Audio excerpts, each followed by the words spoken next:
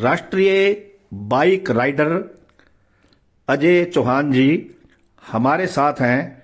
हम बड़े भाग्यशाली हैं कि वे सोनीपत में रहते हैं और आम जनता आज देखेगी और उनसे हम आपको रूबरू भी कराएंगे अजय चौहान जी से। हाँ जी चौहान साहब, आपके मन में एकदम कैसे आया कि आप जो है इस तरफ जो है चले गए? और बहुत से लोग हालांकि रह जाते हैं, लेकिन आपने कई अचीवमेंट की हैं। हमारी जो आम जनता है एक बार उनको बताइए कि किस तरह की आपने अचीवमेंट की है। देखिए, सबसे पहले तो आप सबको मेरा नमस्कार, बहुत सारा प्रणाम सारे भारतवासियों को, सोनीपत के लोगों को, हरियाणा वासियों को। और हसीजा जी, आपका बहुत बहुत स्वागत है। जो आप आए उसके लिए बहुत बहुत धन्यवाद।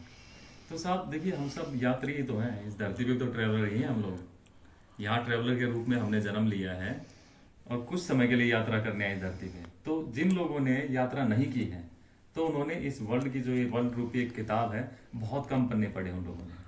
तो मुझे लगता है हर व्यक्ति को यात्रा करनी चाहिए। हमारे जो आदर्श रहे हैं, जैसे गुरु नानक देव जी हैं, तो ये हमारे आदर्श रहे हैं जिन्होंने सबसे अधिक यात्रा की है हिंदुस्तान में उस समय पे, जबकि कोई साधन भी नहीं था। तो जब आप भारतवर्ष को देखोगे ना साहब, तो भारतवर्ष कश्मीर से लेकर कन्याकुमारी तक अद्भुत लोगों का एक संग्रह है। और कहते हैं किसी भी देश की आत्मा वहाँ के रहने वाले लोग होते हैं। तो जब आप इस देश की आत्मा से रूबरू हो जाओगे तो आप वो व्यक्ति नहीं रहोगे जो आप घर से चले थे साहब। किस तरह की आपने अचीवमेंट करी जी? जी, सबसे पहले मैंने जो है वर्ल्ड के हाईएस्ट मोटरेबल पास 19,024 फीट पे उमलिंगला पे तिरंगा फहराया था 15 अगस्त 2022 को। और वो मेरे जीवन का एक बहुत ही अविस्मरणीय और परिवर्तन करने वाला मोमेंट था, एक क्षण था। वहाँ पे जो इंचार्ज थे मेजर प्रेस साहब, उन्होंने मुझे जो है सर्टिफिकेट देके वहाँ पे सम्मानित किया था। उसके बाद मैंने वर्ल्ड के हाईएस्ट विलेज कॉमिक में दिसंबर में -22 में तिरंगा फहराया था। और इसके बाद जो वर्ल्ड का हाईएस्ट हिक्किम पोस्ट ऑफिस है वहाँ की महिला मंडल प्रधान जी ने मेरा सर्टिफिकेट से स्वागत किया था। और मैं इन सब जगहों पे नशे के खिलाफ मुहिम चलाते हुए गया हूँ साहब। युवाओं में मैंने राष्ट्रभक्ति और नशे से दूर रहने के लिए और पर्यावरण को सुरक्षित रखने के लिए ये यात्राएं की हैं, ये सारी यात्राएं।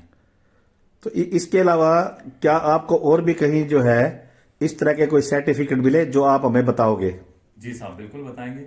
अभी क्या है कि मैं बेसिक माउंटेनियरिंग का कोर्स करके आया हूँ, कंडक्टेड बाय इंडियन आर्मी।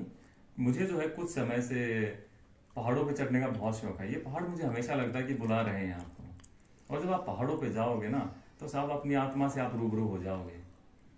तो वहाँ मुझे ये जो है अवार्ड भी मिले हैं। बेसिक माउंटेनिंग कोर्स जिम में किया मैंने, Jawaharlal institute of mountaineering course Kashmir से, इंडियन आर्मी के साथ किया साहब। ये एक ये सर्टिफिकेट है हमारे यहाँ पे। अच्छा, ये सभी जो सर्टिफिकेट जी है सर। ये आपकी एक अचीवमेंट दिखा रहे हैं जो आपने सुबह शाम दिन रात मेहनत की है। जी सर, अभी जैसे मैंने जो मेरी पिछली यात्रा की है वो मैंने कन्याकुमारी के लिए की थी। कन्याकुमारी से होते हुए जब मैं वहाँ पहुँचा था कन्याकुमारी में 26 जनवरी 2023 को, तो वहाँ पे डीएसपी ए राजा साहब थे, उन्होंने मुझे सर्टिफिकेट देके सम्मानित किया था। तो मुझे लगता है ये सारे सर्टिफिकेट तो चलिए इस देश ने मुझे सम्मान दिया है, वो बड़ी बात है। लेकिन आपको व्यक्तिगत जो है अपनी यात्रा के लिए, अपनी व्यक्तिगत यात्रा के लिए यात्राएं करनी चाहिए और इस पूरे वर्ल्ड को देखना चाहिए। तो आप आम जनता को क्या संदेश देना चाहते हैं? देखिए, आम जनता के लिए संदेश ये है, कभी भी रुकिए मत, कभी भी झुकिए मत, हमेशा संघर्ष करते रहिए। संघर्ष ही जीवन है।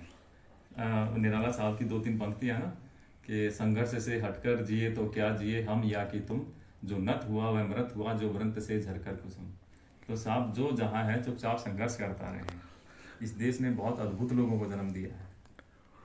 आप यकीन मानेंगे कि इस देश ने भगवानों को जन्म दिया है। पूरे संसार में कोई ऐसा देश नहीं है जहाँ भगवानों ने जन्म दिया।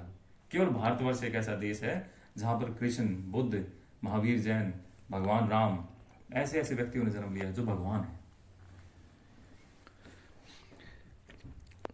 धन्यवाद सर आपका। Thank thank you. यू।